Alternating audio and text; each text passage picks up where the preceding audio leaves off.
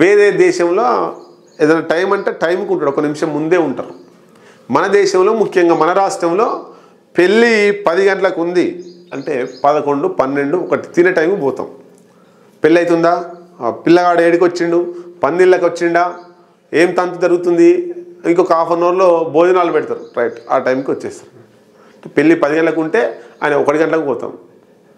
ఇక పెళ్ళికి పక్కన పెట్టండి, చావుకైతే ఇదివరకు పోయి వాళ్ళని ఓదార్చి ఎప్పుడు చనిపోయిందనే వార్త తెలిస్తే ఎట్లా ఉంటే ఏ డ్రెస్ వేసి ఉంటే ఆ డ్రెస్ మీద వెళ్ళిపోయేటోళ్ళం.